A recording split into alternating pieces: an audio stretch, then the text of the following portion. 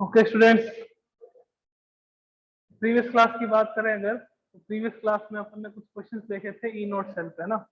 अपन ने डिस्कस करा था कि कब रिएक्शन स्पॉन्टेनियस होगी, कब रिएक्शन नॉन स्पॉन्टेनियस होगी। इलेक्ट्रोकेमिकली डेल्टा जी यानी कि चेंज इन गिव्स फ्री एनर्जी का फॉर्मूला मैंने आपको बताया था कि that delta G naught is equals to minus n F E naught. Delta G naught is equals to minus n F E naught. N आपके पास क्या था, नंबर ऑफ इलेक्ट्रॉन्स, एफ क्या था 1 फैराडे, और ई नॉट क्या था आपके पास स्टैंडर्ड सेल पोटेंशियल। ओके, तो अपन डिस्कस कर रहे थे कि रिएक्शन कंप्लीट करने के लिए, रिएक्शन स्पॉन्टेनियस हो उसके लिए कंडीशन क्या आती है कि दैट डेल्टा जी नॉट की वैल्यू हमेशा क्या हो अपने पास नेगेटिव। डेल्टा जी नॉट की वैल्यू हमेशा अपने पास क्या हो, नेगेटिव। थर्मोडायनेमिक्स में लास्ट ईयर अपन ने देखा था डेल्टा जी नॉट की वैल्यू नेगेटिव होगी तो ही रिएक्शन स्पॉन्टेनियस होगी, अदरवाइज रिएक्शन क्या होगी, नॉन स्पॉन्टेनियस। और डेल्टा जी की वैल्यू अगर जीरो आ जाए तो रिएक्शन क्या रहेगी, इक्विलिब्रियम। क्लियर है। तो डेल्टा जी नॉट की वैल्यू नेगेटिव कब आएगी, जब आपके पास ई नॉट की वैल्यू क्या होगी, पॉजिटिव। ई नॉट सेल की वैल्यू अगर आपके पास पॉजिटिव आएगी तो डेल्टा जी नॉट की वैल्यू क्या रहेगी, नेगेटिव। तो जब भी किसी सेल के लिए स्टैंडर्ड सेल पोटेंशियल की वैल्यू पॉजिटिव हो तो उस समय जो रिएक्शन है वो कौन सी रिएक्शन होगी, स्पॉन्टेनियस रिएक्शन। कौन सी रिएक्शन होगी, स्पॉन्टेनियस रिएक्शन। मैंने आपको बताया था कि कोई भी रिएक्शन अगर कंप्लीट हो, है ना, तो अपन क्या करते हैं कि किसी सॉल्यूशन को उस दूसरे मेटल के कंटेनर में कभी नहीं रखते हैं। लाइक एग्जांपल अपना डैनियल सेल वाला ले लीजिए कि CuSO4 के सॉल्यूशन को कभी आप Zn के कंटेनर में नहीं रख सकते। क्यों नहीं रख सकते, बिकॉज उसके लिए ई नॉट सेल की वैल्यू क्या होगी, पॉजिटिव। और ई नॉट सेल की वैल्यू अगर पॉजिटिव होगी तो डेल्टा जी नॉट की वैल्यू क्या हो जाएगी अपने पास, नेगेटिव। यही अगर आपको थोड़ा सा रिवर्स कह दे कि जिंक सल्फेट का सॉल्यूशन है कॉपर के कंटेनर में रखना, तो अपन इजीली रख सकते हैं, कोई दिक्कत नहीं आएगी, बिकॉज इसके लिए ई नॉट सेल की वैल्यू जो है वो आपके पास क्या आएगी, नेगेटिव। कि सर ई नॉट सेल कैसे कैलकुलेट करते हैं, तो वो मैंने आपको बताया था that E naught cell is equals to E naught cathode minus E naught anode. E naught cathode means reduction potential of cathode, E naught anode means oxidation potential नहीं लेंगे, क्योंकि अपन यहाँ पे माइनस साइन यूज कर रहे हैं, तो ये भी आपके पास क्या होगा, रिडक्शन पोटेंशियल। ये भी क्या होगा आपके पास, रिडक्शन पोटेंशियल, और ये भी क्या होगा, रिडक्शन पोटेंशियल। दोनों ही रिडक्शन पोटेंशियल होंगे, या फिर आप कंबाइनली इनको क्या कह सकते हो, इलेक्ट्रोड पोटेंशियल। अगर ऑक्सीडेशन पोटेंशियल यूज करते हैं तो साइन किसका आ जाएगा बच्चों, यहाँ पे पॉजिटिव का साइन। क्लियर है। ये बात अपन कर चुके थे प्रीवियस क्लास में। अब अपन नेक्स्ट चलेंगे आगे, standard cell potential. What is standard cell potential, sorry standard hydrogen electrode देखेंगे। स्टैंडर्ड सेल पोटेंशियल तो देख चुके हैं अपन, स्टैंडर्ड हाइड्रोजन इलेक्ट्रोड की बात करेंगे।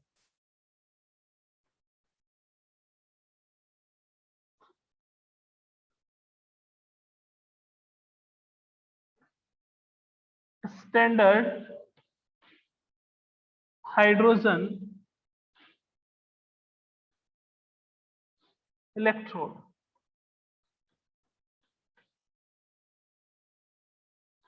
Standard hydrogen electrode, short form में आप इसको क्या कहते हो, SHE।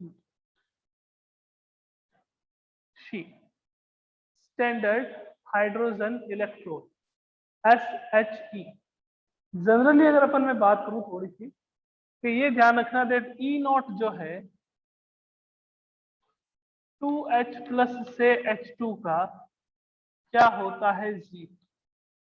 ओके, होता क्या है स्टैंडर्ड हाइड्रोजन इलेक्ट्रोड, जब आप क्या करते हो, कंडीशन ध्यान में रखिएगा, जब आप क्या करते हो 1 MHCl के सॉल्यूशन, यानी कि सॉल्यूशन की कंसंट्रेशन कितनी 1 है, ठीक है।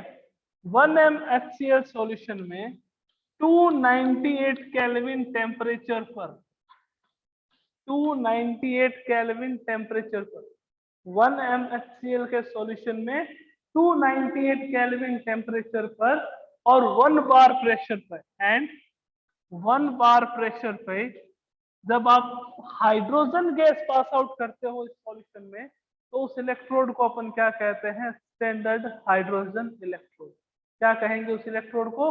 Standard hydrogen electrode. डायग्राम देखिएगा, यहाँ पे आपके पास ये HCl का सॉल्यूशन,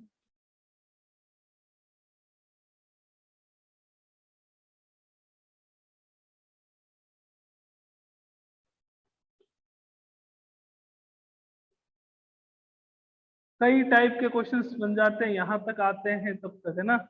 ये आपके पास 1MHCl का सॉल्यूशन, 1MHCl। ओके, यहाँ पे आपके पास एक इलेक्ट्रोड है,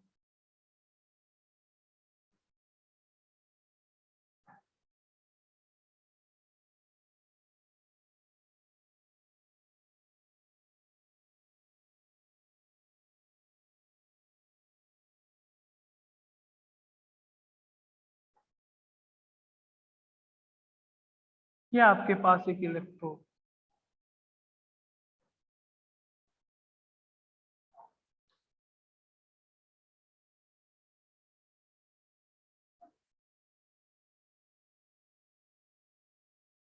यहां से 1 बार H2 gas, H2 gas at 1 bar pressure, H2 gas at 1 bar pressure. ये आपके पास क्या है? PT black coated electrode, PT black coated electrode. और ये अपने पास क्या है? SHE, standard hydrogen electrode. जब क्या करते हो, प्लेटिनम ब्लैक कोटेड इलेक्ट्रोड को 298 केल्विन टेम्परेचर पर, 298 केल्विन टेम्परेचर पर 1 MHCl के सॉल्यूशन में इमर्स करते हैं, यानी कि रखते हैं, और 1 बार प्रेशर पर H2 गैस पास आउट की जाती है, तो जो आपको इलेक्ट्रोड मिलता है उसको अपन क्या कहते हैं? Standard hydrogen electrode. तो उस इलेक्ट्रोड को अपन क्या कहते हैं? Standard hydrogen electrode. तो जो हाइड्रोजन का स्टैंडर्ड इलेक्ट्रोड पोटेंशियल है, वो आपके पास क्या होता है? 0। वो आपके पास क्या होता है? 0। अब एक बात जो आपको 10th से पता कि सर क्या, कि हाइड्रोजन का जो इलेक्ट्रोड पोटेंशियल है, हाइड्रोजन का जो इलेक्ट्रोड पोटेंशियल है वो हमेशा क्या होता है? 0। अब कुछ ऐसी मेटल्स होती हैं जिनका इलेक्ट्रोड पोटेंशियल किसमें होता है? नेगेटिव। और कुछ ऐसी मेटल्स होती हैं जिसका इलेक्ट्रोड पोटेंशियल किसमें होता है? पॉजिटिव। कुछ ऐसी मेटल्स लाइक आपके पास सोडियम आ गया, आपके पास एल्यूमिनियम आ गया, आपके पास जिंक आ गया, आपके पास आयरन आ गया, आपके पास लेड आ गया, आपके पास निकल आ गया। ये सारे क्या हो गए? कि वो मेटल्स हो गई जिनका इलेक्ट्रोड पोटेंशियल किसमें होता है? आपके पास नेगेटिव।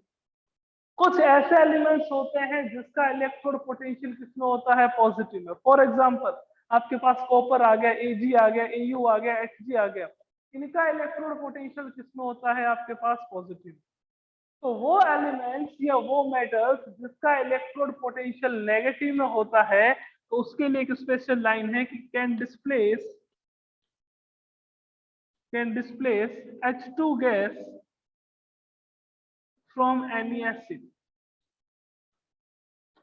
From any acid. किसी भी एसिड में से हाइड्रोजन गैस को डिस्प्लेस कर सकते हैं। फॉर एग्जांपल आपने देखा होगा जिंक की रिएक्शन अगर आप H2SO4 के साथ करवाओगे तो आपको क्या मिलेगा? जिंक सल्फेट प्लस क्या मिलेगा? हाइड्रोजन। तो जिसका इलेक्ट्रोड पोटेंशियल नेगेटिव, सोडियम हो गया, लिथियम हो गया, मैग्नीशियम हो गया, कैल्शियम हो गया, एल्यूमिनियम हो गया, जिंक हो गया, है ना, लेड हो गया, आयरन हो गया, तो ये सारे के सारे एलिमेंट ऐसे हैं जिसका इलेक्ट्रोड पोटेंशियल नेगेटिव में होता है, उनसे आप क्या कर सकते हो? हाइड्रोजन गैस को डिस्प्लेस कर सकते हो।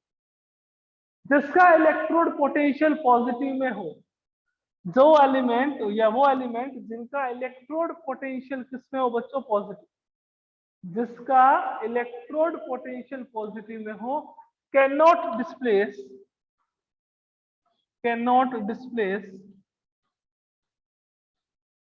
हाइड्रोजन गैस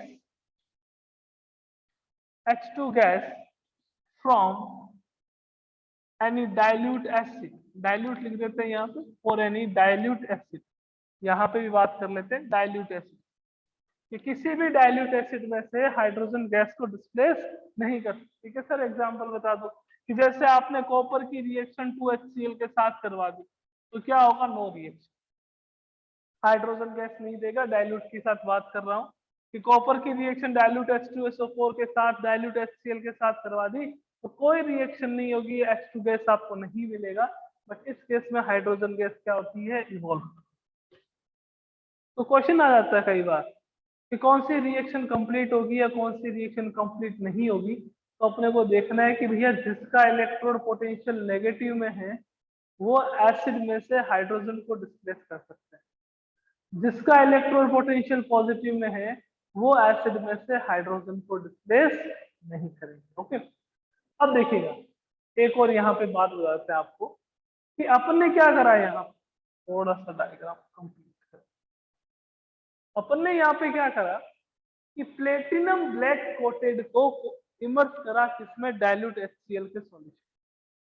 अब क्वेश्चन ये आ जाता है कि sir platinum black coated electrode ही क्यों लिया, कुछ और भी ले सकते थे। अगर आपको मेटल ही लेनी थी तो गोल्ड ले सकते थे, सिल्वर ले सकते थे, या कुछ और भी ले सकते थे। अपने को ऐसी क्या रिक्वायरमेंट आ गई कि अपन ने प्लेटिनम ब्लैक कोटेड इलेक्ट्रोड लिया, तो क्या रिक्वायरमेंट है कि प्लेटिनम ब्लैक कोटेड इसके लिए लेते हैं बिकॉज जो सरफेस एरिया है वो क्या होता है ज्यादा, सरफेस एरिया ज्यादा होती तो रिएक्शन जो है वो इजीली कंप्लीट, रिएक्शन जो है वो इजीली क्या हो जाती है, कंप्लीट हो जाती है। इसके लिए अपन क्या करते हैं, प्लेटिनम ब्लैक कोटेड इलेक्ट्रोड लेते हैं। क्लियर है। एक इंपॉर्टेंट बात हो कि जो स्टैंडर्ड हाइड्रोजन इलेक्ट्रोड है इसको अपन रेफरेंस इलेक्ट्रोड भी कहते हैं, रेफरेंस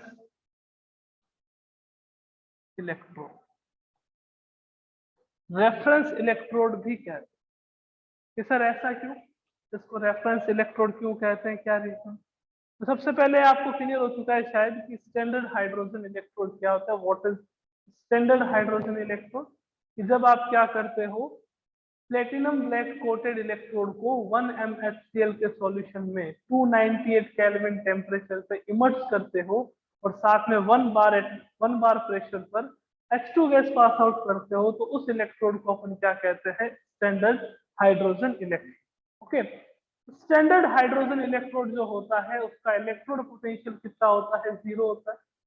ठीक है, कोई भी एलिमेंट जिसका इलेक्ट्रोड पोटेंशियल नेगेटिव में हो, कोई भी एलिमेंट जिसका इलेक्ट्रोड पोटेंशियल नेगेटिव में हो can easily displace hydrogen gas from any dilute acid, और जिसका इलेक्ट्रोड पोटेंशियल पॉजिटिव में हो can not displace H2 gas from any dilute acid. Clear है।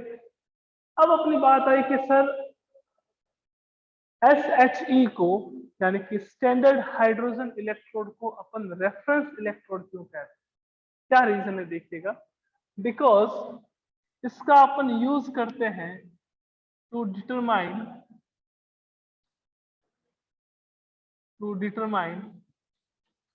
Electrode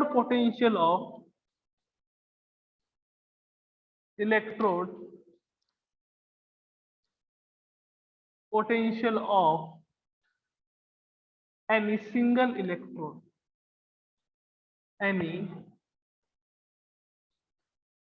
single electrode. इसके लिए अपन इसको क्या करते हैं, क्या कहते हैं, रेफरेंस इलेक्ट्रोड कहते हैं। अब आपके दिमाग में फिर एक बात आ रही है कि sir what is single electrode. तो क्या होता है सिंगल इलेक्ट्रोड, अभी डिस्कस करेंगे अपन। SHE को अपन as a reference electrode use करते हैं। स्टैंडर्ड हाइड्रोजन इलेक्ट्रोड का ये यूज आ जाता है, इसको as a reference electrode use करते हैं। क्या होता है रेफरेंस इलेक्ट्रोड, क्यों कहते हैं इसको रेफरेंस इलेक्ट्रोड, बिकॉज अपन किसी भी सिंगल इलेक्ट्रोड का इलेक्ट्रोड पोटेंशियल फाइंड आउट करने में इसका यूज करते हैं। इसके कारण से इसको अपन क्या कहते हैं, रेफरेंस इलेक्ट्रोड कहते हैं।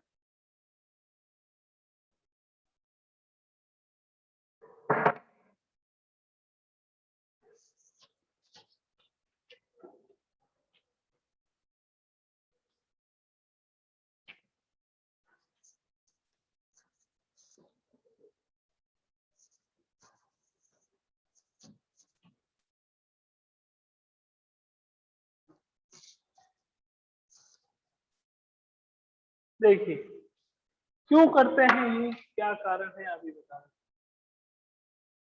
सिंगल इलेक्ट्रोड का मीनिंग क्या होता है कि आपके पास ये कोई कंटेनर है, ओके, इस कंटेनर में किसी मेटल का एक्वस सॉल्यूशन है,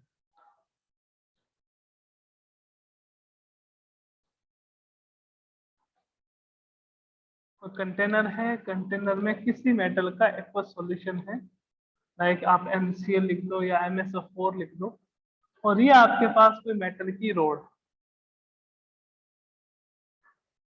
ये आपके पास मेटल की रोड।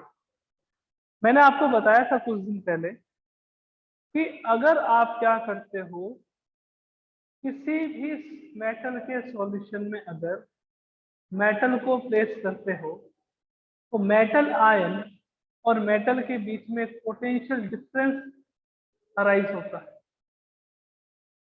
उस पोटेंशियल डिफरेंस को अपन क्या कहते हैं, इलेक्ट्रोड पोटेंशियल कहते हैं। क्लियर? इलेक्ट्रोड पोटेंशियल की डेफिनेशन क्लियर है। अब इस मेटल का इलेक्ट्रोड पोटेंशियल फाइंड आउट करने के लिए, अब अपन ऐसे तो फाइंड आउट नहीं कर सकते कि ये कितना होगा, कि जैसे अपन ने तो डाटा देख लिया कि जिंक का कितना होता है E0 Zn+2 टू Zn, ये अपन ने रट्टा मार लिया कि 0.76 वोल्ट है। E0 Cu+2 टू Cu, ये अपन ने रट्टा मार लिया, ये 0.34 है, ठीक है ना, ये अपन ने रट्टा मार लिया। पर ये आया कैसे, कैसे कैलकुलेट करा, तो इसके लिए अपन क्या करते हैं, हाइड्रोजन इलेक्ट्रोड का यूज करते हैं। कि सर हाइड्रोजन इलेक्ट्रोड का ही क्यों करते हैं, कोई और इलेक्ट्रोड का क्यों नहीं करते? बिकॉज हाइड्रोजन इलेक्ट्रोड का जो इलेक्ट्रोड पोटेंशियल है वो कितना होता है, 0। हाइड्रोजन इलेक्ट्रोड का जो इलेक्ट्रोड पोटेंशियल है वो कितना होता है आपके पास, 0। तो इसके लिए हमेशा अपन किसका यूज करते हैं as a reference electrode, hydrogen electrode को यूज। कि सर अब कैसे करेंगे, आइए देखते हैं कैसे करें।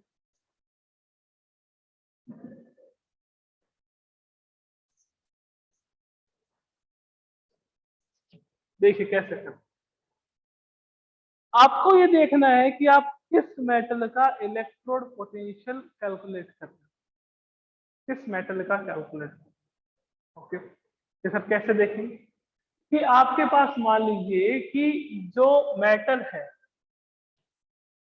वो है ज्यादा electropositive, metal is if metal is more electropositive, more electropositive, या यूं कह सकते हैं थोड़ा आपके इजी के लिए, मोर रिएक्टिव, क्या आपको थोड़ा इजी लगे, समझ आ जाए, रिएक्टिव देन हाइड्रोजन।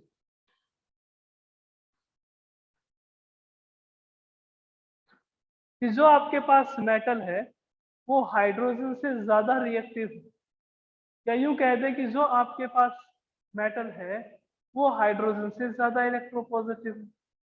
अब आपको एक बात तो पता होगा कि दो एलिमेंट होते हैं किसी भी सेल में, दो इलेक्ट्रोड होते हैं, एक आपके पास होता है more reactive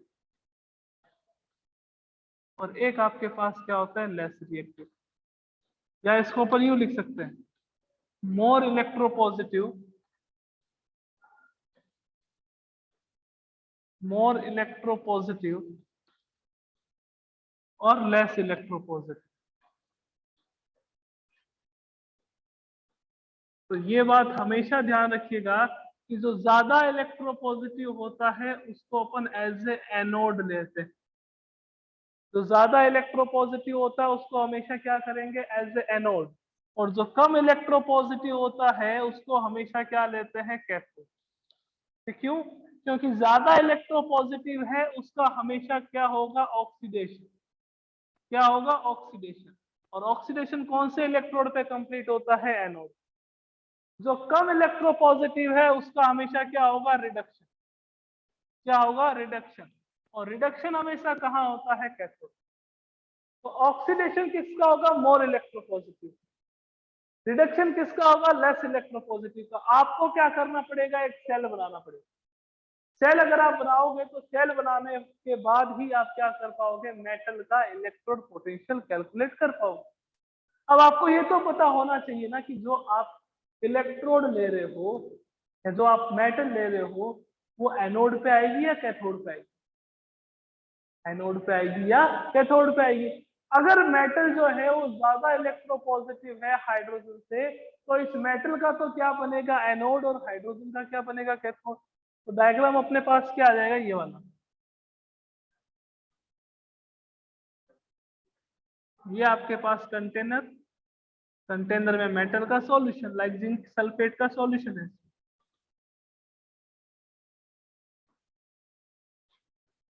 aqueous solution of zinc sulphate, और यहाँ पे आपके पास क्या आ गया, ये जिंक मेटल की रोड।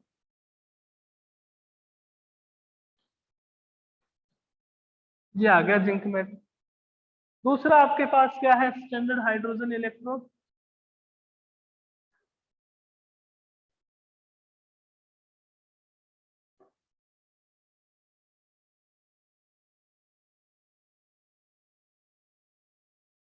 ये स्टैंडर्ड हाइड्रोजन इलेक्ट्रोड,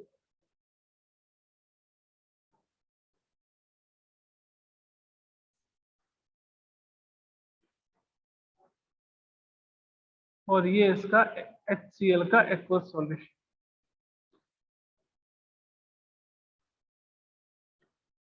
ये आपके पास HCl का एक्वस सॉल्यूशन। दोनों के बीच में क्या आएगा, वही जो सर्किट को कंप्लीट करेगा, क्या कहते हैं इसको, सॉल्ट ब्रिज। कौन सा सॉल्यूशन होगा इसके अंदर, आप KCl यूज कर सकते हो, आप KNO3 यूज कर सकते हो। क्या फंक्शन होता है, इलेक्ट्रिकली न्यूट्रलिटी प्रोवाइड करता है, सर्किट को कंप्लीट करता है। और थर्ड वन क्या था, लिक्विड लिक्विड जंक्शन पोटेंशियल को डिक्रीज करता है। अब लिक्विड लिक्विड जंक्शन पोटेंशियल को डिक्रीज करता है, इसका मीनिंग क्या है, सेल की एफिशिएंसी को इंक्रीज करता है। ओके, और यहाँ पे आपने क्या कनेक्ट कर दिया, बैटरी।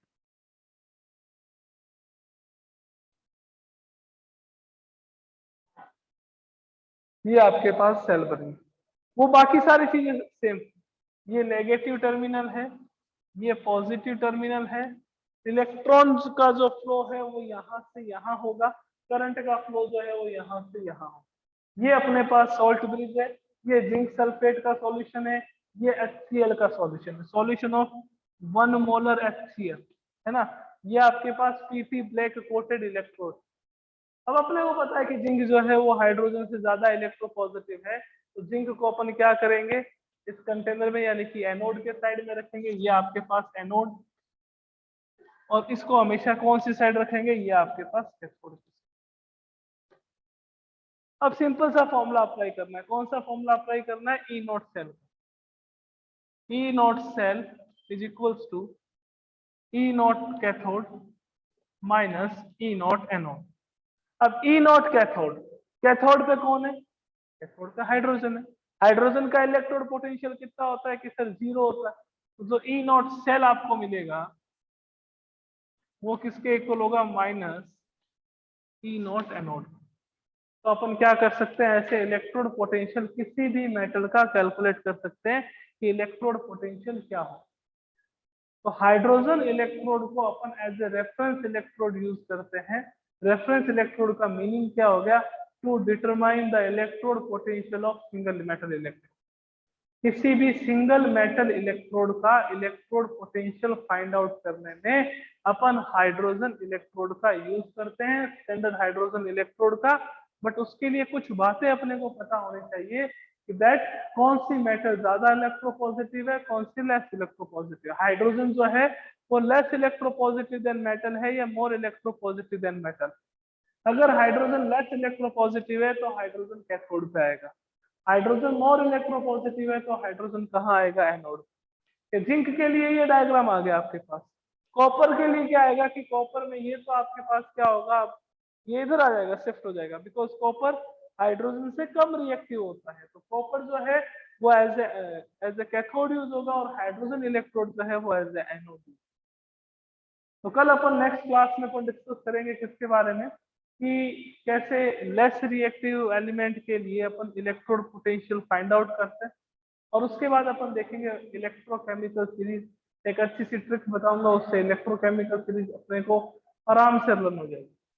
इलेक्ट्रोकेमिकल सीरीज अपने को पता है क्या होती है कि एलिमेंट्स को इंक्रीजिंग और decreasing order of their reactivity में अरेंज करते हैं, ठीक है। और उसके बाद अपन देखेंगे Nernst equation. What is Nernst equation?